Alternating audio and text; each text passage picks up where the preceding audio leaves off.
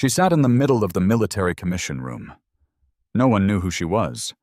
Just a woman in civilian clothes, silent and unremarkable. But when those two words escaped her lips, when she whispered her call sign, all 47 officers in the room stood up at once. Because everyone who heard that name knew she was a legend. Subscribe and tell us which country and city you're watching from in the comments. Washington, D.C.'s Pentagon building stood as the nerve center of American military power. Colonel Marcus Kellerman walked quickly down the B-ring corridor, his steps purposeful and determined. The folder in his hand was sealed with red security tape, stamped with large letters reading, "Classified. Eyes only." It was 09:30 a.m., and only 30 minutes remained before the critical military commission meeting. As Kellerman walked through the corridor, the same question kept circling in his mind. Who was this mysterious civilian advisor attending today's meeting? Even Pentagon security records had completely classified this person's identity. The files simply read, "Civilian Advisor, Identity Classified." In Kellerman's 22-year military career, such a situation had never occurred. Everything at the Pentagon was documented. Every person's background, education, and security clearance level was known. Why was this woman being kept so mysteriously secret? He paused at the end of the corridor and took a deep breath. As he approached the door to Commission Room C4, he gripped the folder tightly. The documents inside showed just how critical today's meeting would be. Issues directly affecting the national security of the United States would be discussed.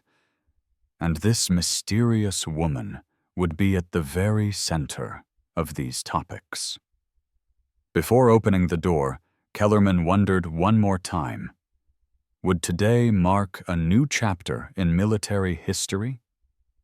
When the door to Commission Room C4 opened, the wall clock showed exactly 10 o'clock a.m. The room was oval-shaped and served as the venue for the Pentagon's most important and classified meetings. At the center stood a large mahogany table, its polished surface gleaming under the lights. 47 chairs were arranged in perfect symmetry around the table, each bearing a bronze nameplate with the officers' full names, ranks, and duty assignments engraved with care. From generals to colonels, from brigadier generals to majors, experienced military personnel of every rank would participate in this critical meeting. The room's walls were decorated with valuable paintings and historical photographs depicting the military history of the United States. At the top, words written in gold letters read, "Honor, Courage, Commitment, Sacrifice." These words symbolized the fundamental values and philosophy of the American military. The room's lighting had been specially designed. Bright white LED lights illuminated every corner perfectly while being professionally adjusted not to strain the eyes. Sitting alone at the very center of the table was a woman. She appeared to be between 45 and 50 years old. Her black hair fell to her shoulders and was styled with perfect neatness. Her eyes were strikingly blue and carried a deep, analytical expression. She wore a dark navy blouse, black fabric pants, and a simple but quality blazer jacket.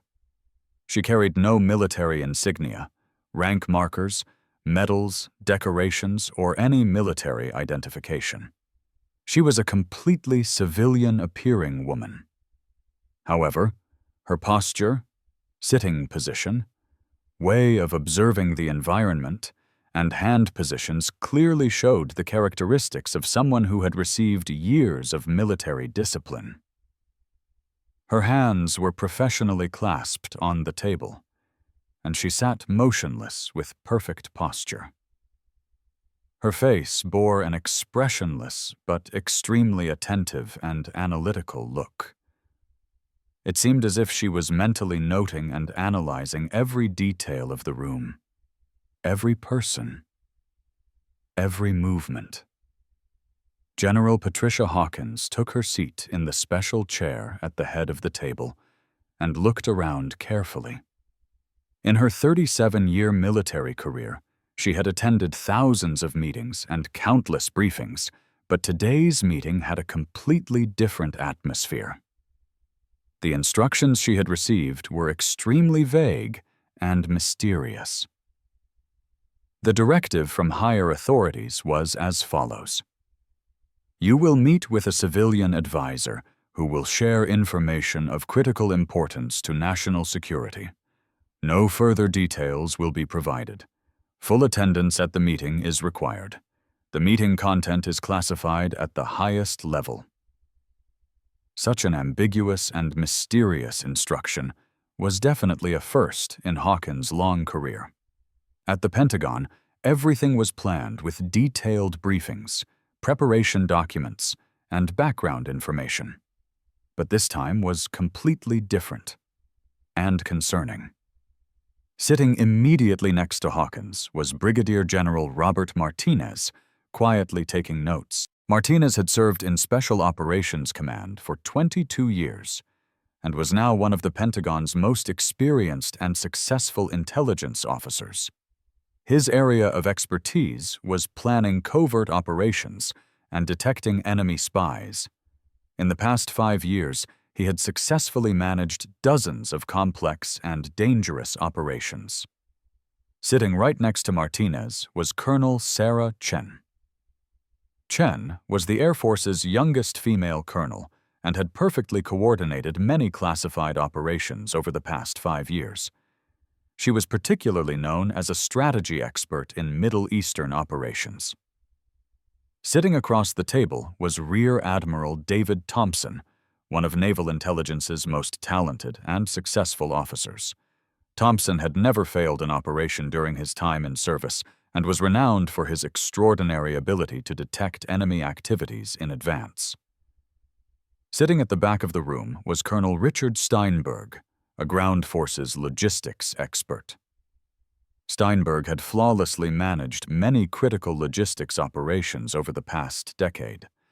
But as he looked at the woman sitting in the center of the table, there was a slight expression of anxiety and tension on his face.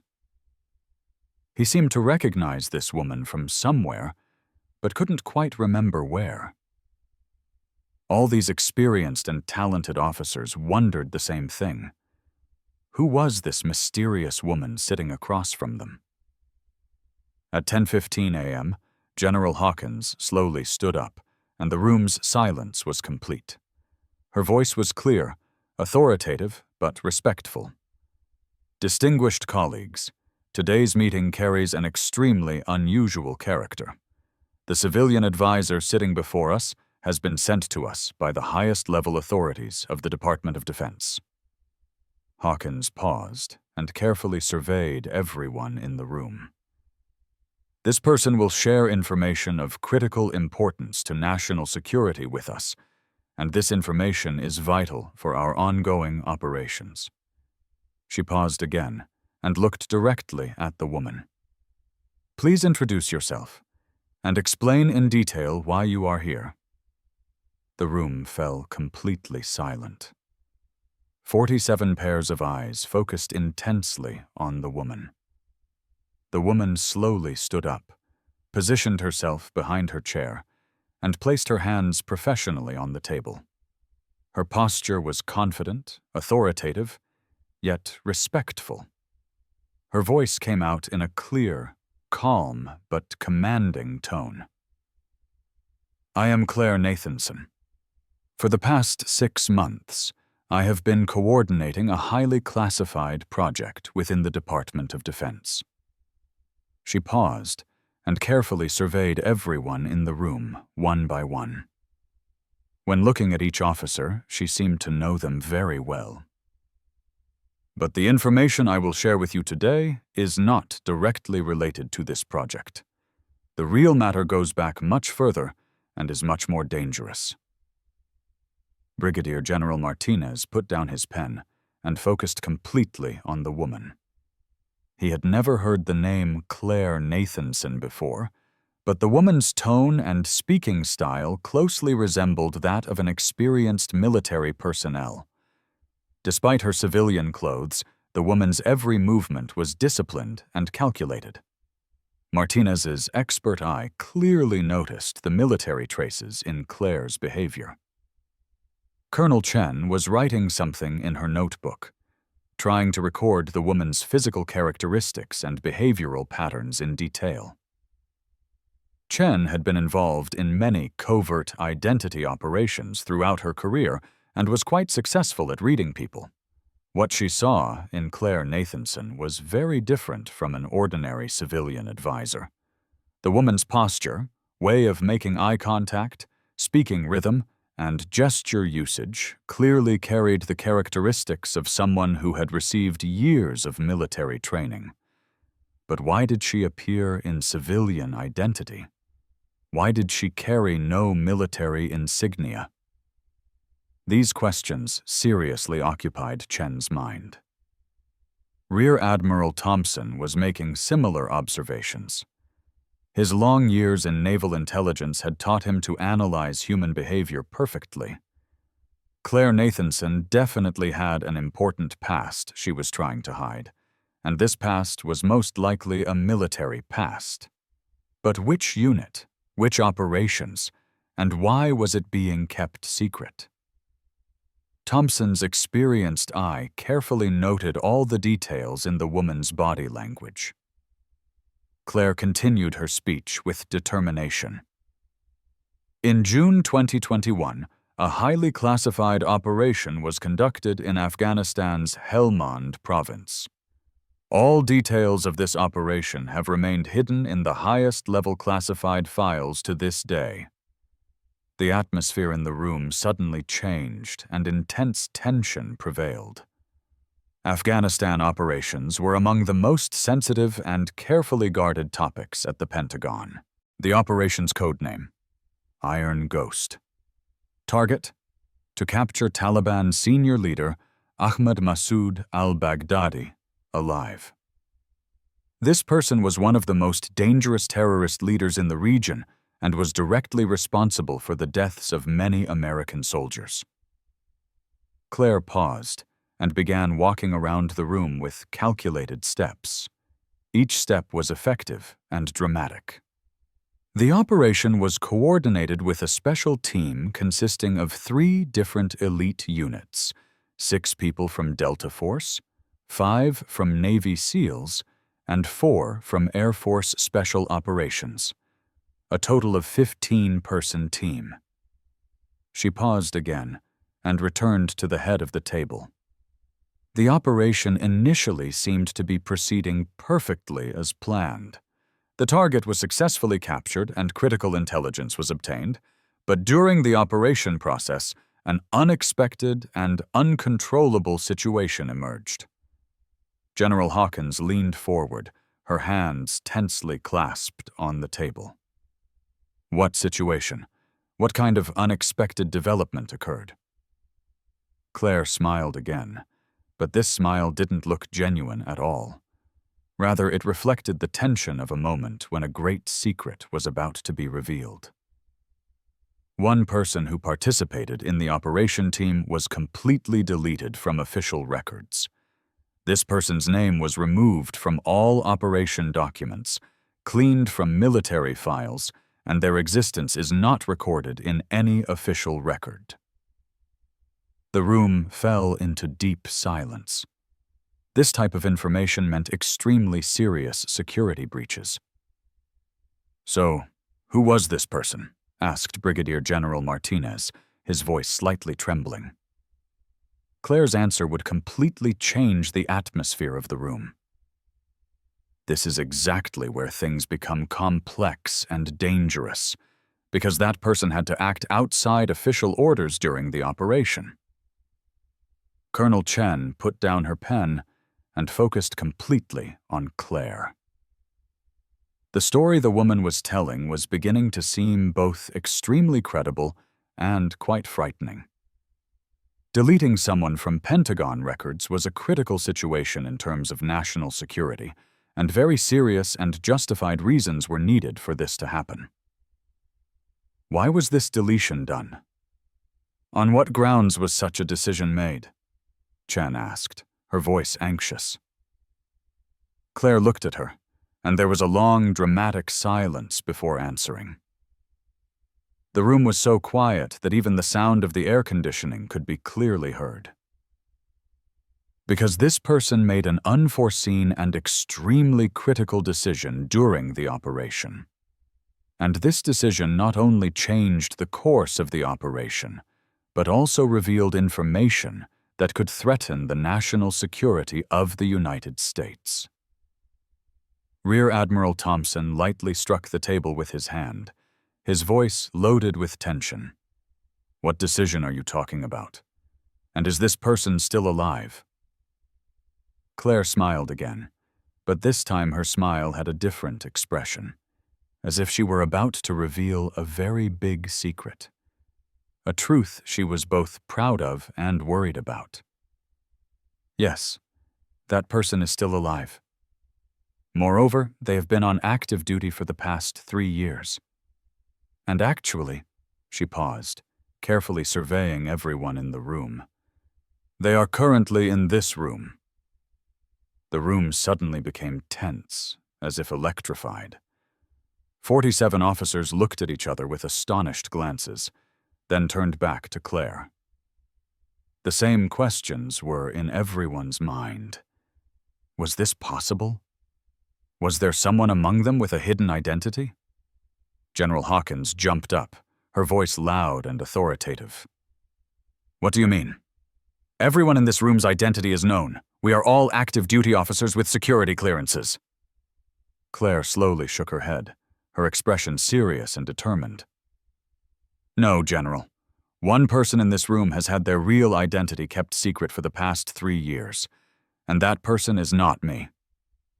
These words completely changed the atmosphere of the room.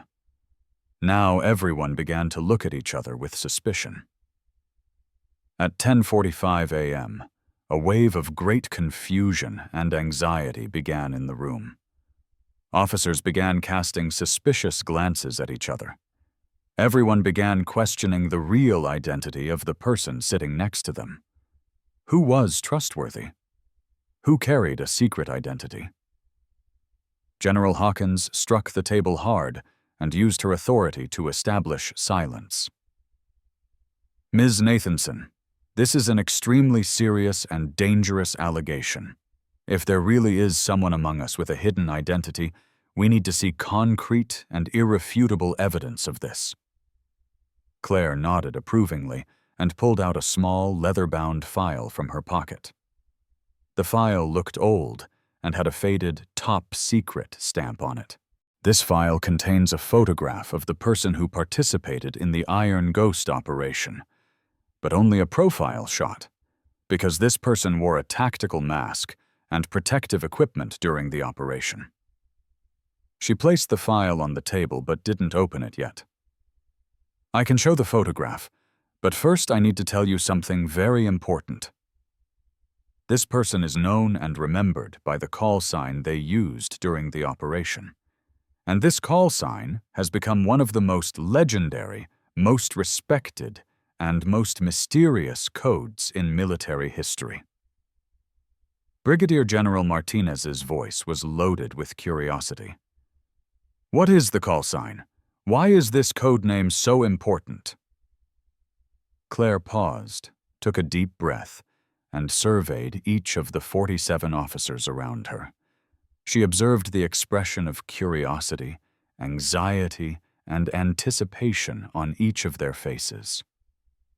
If I say this call sign here, in this room, the truth will become very clear. After learning this truth, there will be no going back and everything will change. General Hawkins's voice was determined but anxious. Say it. What is this call sign? We want to know the truth now. Claire slowly stood up and went to the microphone. The silence of the room was so intense and tension-filled that the sound of the air conditioning working, the creaking of the walls, and even people's breathing could be heard. "Call sign," she said, and made a long pause. It seemed as if she was trying to make a very big decision, evaluating the consequences of this decision. "Call sign, Ghost 7. The moment she pronounced the words, the room shook with a tremor, like an electric shock. This name was told as legend in Pentagon corridors. Rear Admiral Thompson jumped up. His face had turned white, his eyes opened with astonishment. "Impossible! This is absolutely impossible!" he shouted. "Ghost 7 died in Afghanistan in 2021. A funeral ceremony was held." Colonel Chen had also stood up. Her hands were trembling, and she couldn't speak. After a few seconds, she began to stutter. "Ghost 7 was a legend. That codename is no longer used because its owner was lost in enemy fire during the operation." General Hawkins's facial expression had completely changed. An expression of astonishment and disbelief dominated. "Ghost 7. But according to reports, she was lost in that operation. Her body was never found, and she was recorded as MIA." The room was completely chaotic. Everyone started talking at the same time. Claire stood calmly at the microphone, and now a different smile was visible on her face. This time her smile was real, relaxed, and peaceful. "No, distinguished officers, Ghost 7 didn't die. Ghost 7 was simply deleted from records and secretly continued to live under different identities." And at that moment, there wasn't a sound in the room, because everyone was beginning to understand who the woman standing before them actually was. Claire Nathanson was Ghost 7. At 11 a.m., the room was in complete silence and shock. 47 officers looked at the woman standing before them with a mixture of amazement, respect, and disbelief. The name Ghost 7 had gained an almost legendary status in Pentagon corridors and military circles. The events that occurred in the 2021 Afghanistan operation were shown among the unique examples of heroism in military history. During the operation, she had been left alone behind enemy lines and fought against superior numbers of Taliban forces for a full 2 days.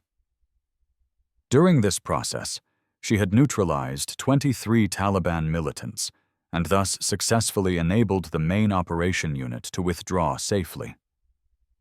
But from the morning of the 3rd day, radio contact had been completely cut off, and no news was ever received from Ghost 7 again.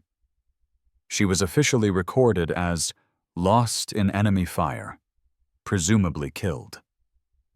Now, that legendary person stood in the Pentagon's most secret room in civilian clothes. Brigadier General Martinez slowly stood up, his voice trembling with admiration. "If you really are Ghost 7, you know exactly what happened in that operation, and why you were deleted from records." Claire nodded approvingly, her expression serious, but also relaxed. "Yes, I know everything, because during that operation I had to stage my own death, and for the past 3 years I have been living under completely different identities." Colonel Chen's voice could barely come out. She had learned the Ghost 7 story in military academy as part of heroism lessons. It was shown as an example in all military schools' curricula. "But why? Why did you need to do such a thing?" she could only ask. "Why did you have yourself deleted from records?" Claire turned her eyes to Chen and answered after a long silence. "Because during that operation, I learned something very dangerous. And if this information fell into the wrong hands and was used by the enemy, the lives of thousands of innocent American soldiers and civilians would be in danger." Rear Admiral Thompson leaned on the table and asked, What information are you talking about? What have you been hiding for 3 years? Claire pulled out another file from her pocket, this one thicker and heavier looking. It was sealed with stamps. When we captured Ahmed Massoud al-Baghdadi, we found something with him, a very important and critical list. She placed the file on the table but didn't open it. This list contained the names of some people in the highest level military and political ranks of the United States, and all these people were double agents working with secret connections to the Taliban and other terrorist organizations. This explanation deeply shook General Hawkins. Impossible. If such a list exists, why didn't you report it immediately? This is a national security matter. Claire showed a bitter smile. Because, General, one of the names on the list was exactly my direct commander who coordinated the operation, and another name was none other than my direct superior at the Pentagon. The room had completely frozen. Everyone began looking at each other with suspicious eyes. Who was trustworthy, who could be a potential enemy, was now uncertain. When I examined the list in detail after the operation, I understood how serious and life-threatening the situation was. If I had reported this critical information through normal military channels, the spies on the list would have acted much earlier than me and silenced me. Therefore, my only option was to stage my own death and completely go underground. Brigadier General Martinez asked tremblingly, "So what is the status of these spies now? Are they still on active duty, or have they been identified?" Claire nodded approvingly.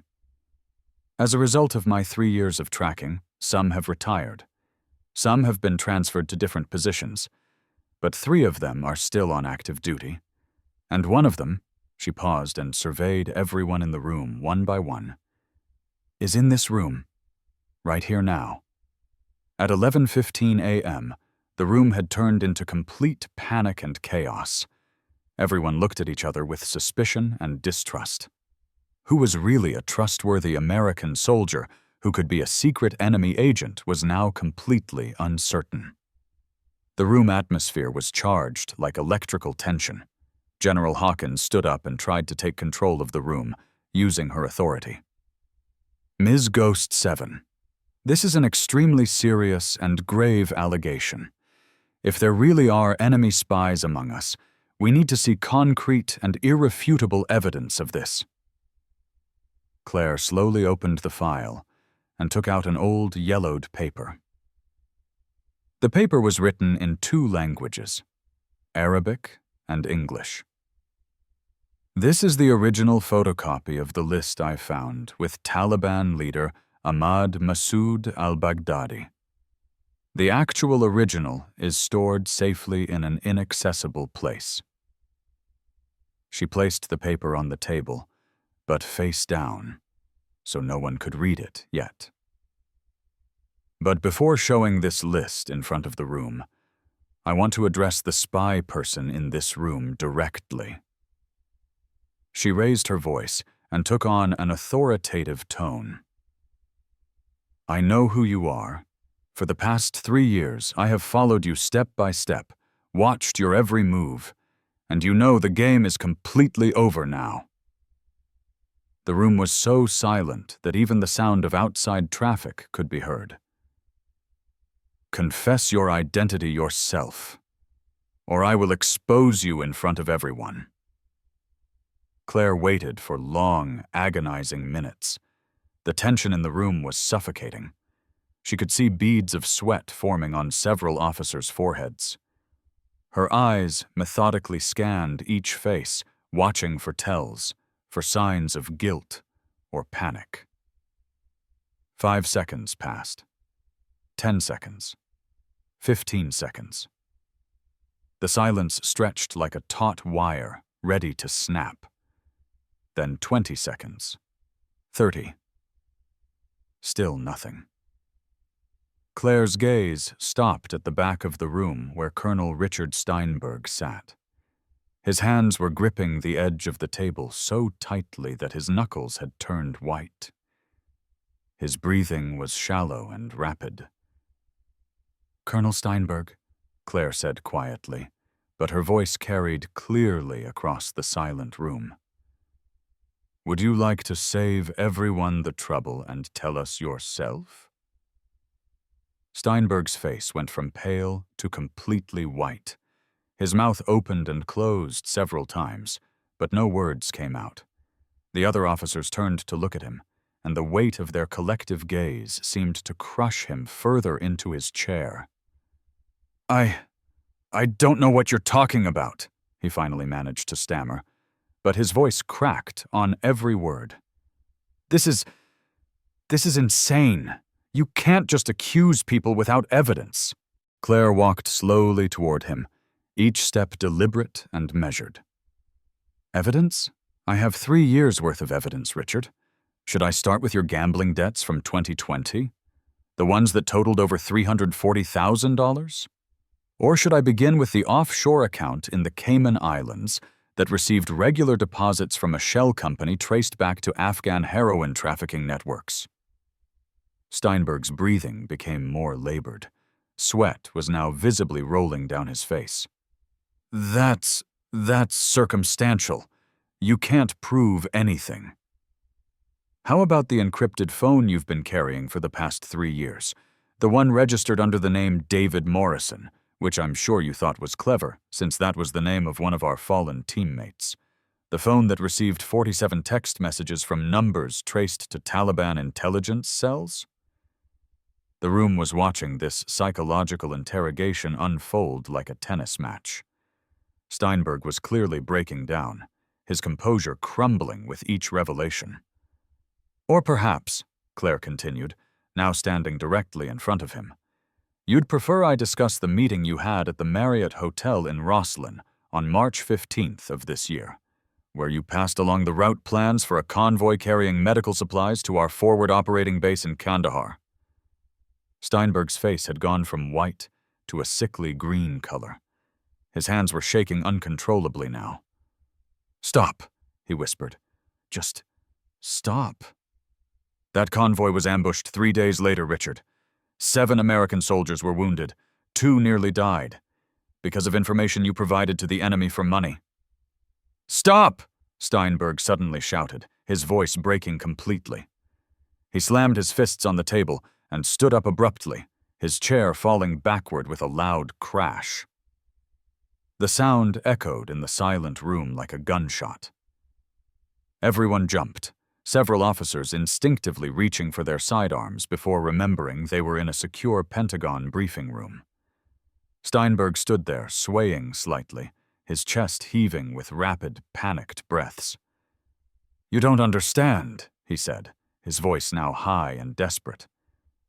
They had my family. They had photographs of my daughter walking to school. They knew where my wife worked. They said if I didn't cooperate, they would kill them both and make it look like an accident. The room remained completely silent.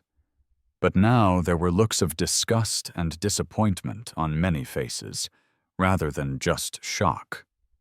When did it start, Richard? General Hawkins asked, her voice cold and professional. Steinberg collapsed back into his chair. Or rather, he tried to, but the chair was still on the floor. He ended up half-sitting on the edge of the table, looking completely defeated. 2020, he said quietly. Just after my promotion to colonel, I had gotten in deep with some casino debts, really deep. And these people, they appeared out of nowhere offering to clear everything, make it all go away. What people? Rear Admiral Thompson demanded. I never knew their real names. They called themselves business associates, said they represented certain interests that wanted to maintain stability in the region. At first it seemed harmless. They just wanted general information about supply schedules. Nothing operational. Claire shook her head in disgust. But it escalated. Of course it escalated, Steinberg said, his voice bitter. It always does, doesn't it? First they wanted supply schedules, then convoy routes, then operational timing. And every time I tried to back out, they showed me more photos. My daughter at her soccer practice. My wife at the grocery store. They knew everything about my family's daily routine. For 3 years, Colonel Chen said, her voice filled with contempt. You endangered American lives for 3 years. I tried to stop, Steinberg protested, but his voice lacked conviction. After the convoy ambush you mentioned, I tried to cut contact. I changed my phone number. I even requested a transfer. But they found me again. They always found me. How did they make contact? Martinez asked, his intelligence officer training taking over even in this emotionally charged situation. Different ways. Sometimes encrypted messages through a gaming app on my phone. Sometimes coded emails that looked like spam. Once, they left a package in my car while I was at my daughter's school play. They were always watching, always one step ahead. General Hawkins looked at Claire. How did you track all this? Claire turned back to address the room. For 3 years, I've been working under deep cover, not just hiding from the people who betrayed our mission, but actively hunting them. I created multiple false identities, worked various jobs that gave me access to different levels of military and intelligence communities. I've been a contract translator, a civilian IT specialist, a Pentagon cafeteria worker, and even a Pentagon tour guide. She paused and looked directly at Steinberg. I've been watching you for 18 months, Richard. I documented every contact, every payment, every piece of classified information you passed along. I have photographs, audio recordings, financial records, communication intercepts. Enough to put you away for life. What I want to know, Thompson interjected, is how you identified him in the first place. The Iron Ghost operation was betrayed from the inside, Claire explained. Someone with high-level access had provided our enemies with detailed information about our mission timing, routes, and extraction points. After I went underground, I began analyzing all personnel who had access to that operational planning. I cross-referenced financial records, looking for anyone with unexplained income or significant debts that might make them vulnerable to recruitment. And that led you to Steinberg? Among others. But Richard made several mistakes that eventually gave him away. The biggest one was using military-grade encryption software on his personal devices. That kind of security sophistication isn't something a logistics officer typically needs for legitimate purposes. Steinberg looked up at her with red-rimmed eyes. You've been watching me for 18 months? I've been watching all of you, Claire replied coolly. Every officer who had access to Iron Ghost operational details. You were just the first one I could definitively prove was compromised. Wait, General Hawkins interjected. You said there were others. How many others? Based on my investigation, I believe there are at least 3 active enemy agents currently serving in high-level Pentagon positions. Richard is just the one I have the most complete evidence against. The room erupted in concerned murmurs and worried conversations. The idea that there might be multiple spies operating within the Pentagon's highest levels was almost too shocking to comprehend. Who are the others? Martinez demanded. I'm not prepared to name them yet, Claire said firmly. I need more evidence before I can make those accusations. But I can tell you that one is in intelligence services, one is in operational planning, and one is in a position that has direct access to the Joint Chiefs of Staff. This is a catastrophe, Hawkins said, more to herself than to anyone else. If what you're saying is true, our operational security has been compromised at the highest levels for years. Claire nodded grimly. Which is why I had to work alone, why I couldn't trust normal channels. I couldn't know who else might be compromised. Steinberg, who had been sitting quietly during this exchange, suddenly spoke up again. You want to know the worst part? The absolute worst part of all this? His voice was hollow, defeated. After a while, I wasn't even doing it to protect my family anymore. I was doing it because I was in too deep to stop, because I was terrified of what would happen if I got caught.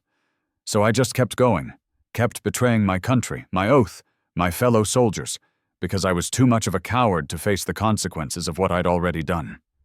The admission hung in the air like a toxic cloud.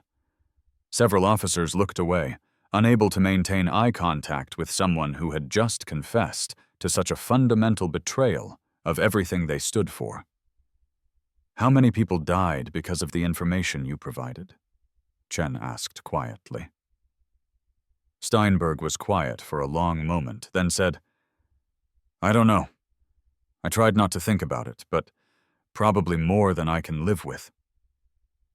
"You'll have to live with it in federal prison," General Hawkins said coldly, "for the rest of your life." At this point, 2 military police officers entered the room. They had clearly been waiting outside for some kind of signal. Without a word, they moved to either side of Steinberg's chair. "Colonel Richard Steinberg," General Hawkins said formally, "you are under arrest for espionage, treason, and conspiracy against the United States. You will be held in military custody pending a full investigation and court-martial proceedings." As the military police officers helped Steinberg to his feet and placed handcuffs on him, he looked once more at Claire. "I'm sorry," he said quietly. "I know that doesn't mean anything now, but I am truly sorry." Claire looked at him with no expression. "Tell that to the families of the soldiers who died because of your information." As Steinberg was escorted from the room, the remaining 46 officers sat in stunned silence. The reality of what had just happened was still sinking in. They had just witnessed the exposure of a traitor who had been operating among them for years, someone they had worked with, trusted, and considered a colleague. General Hawkins stood up and addressed the room. "Everything that happened in this room today is classified at the highest level. No one speaks about this to anyone outside this room without direct authorization from myself or higher command. Is that understood?" Murmurs of agreement echoed around the room. Claire cleared her throat and stepped forward. "There's more you all need to know. My real name is Major Sarah Phoenix Martinez, call sign Ghost 7. For the past 3 years, I've been operating under deep cover as part of a classified counterintelligence operation called Shadow Protocol." The revelation brought another wave of shocked silence. Shadow Protocol was created after the Iron Ghost betrayal to identify and eliminate security threats from within our own ranks. Today marks the successful completion of the first phase of that operation. Brigadier General Martinez stood up and saluted her. "Ghost 7, on behalf of everyone in this room, I want to apologize for not recognizing you sooner and to thank you for your service and sacrifice." One by one, the other officers stood and saluted. Soon, all 46 remaining officers were standing at attention, showing their respect for the woman who had spent 3 years in the shadows protecting them all. Claire returned the salute, and for the first time in 3 years, she felt like she was truly home. The meeting concluded at 12:00 p.m., but the implications would be felt throughout the military establishment for years to come. Ghost 7 was back, and the hunt for the remaining traitors was just beginning. How did this story impact you? Real heroes sometimes sacrifice everything, spending years in dangerous isolation to protect others. They work in shadows where recognition never comes, driven only by duty and honor. When faced with impossible choices between personal safety and protecting their brothers and sisters in arms, they choose service every time. Ghost 7's courage wasn't just in the battlefield. It was in the lonely years of investigation, the constant danger of discovery, and the weight of carrying secrets that could destroy lives. She reminded us that true heroism often happens in silence, without medals or ceremonies, performed by those who ask for nothing in return except the safety of those they've sworn to protect. What would you have done in her position? Would you have had the strength to disappear from your own life to save others? Share your thoughts about courage, sacrifice, and what it truly means to serve something greater than yourself. Don't forget to subscribe, because stories like Ghost Sevens deserve to be told, and there are more heroes whose sacrifices remain hidden in the shadows, waiting for their moment to step into the light.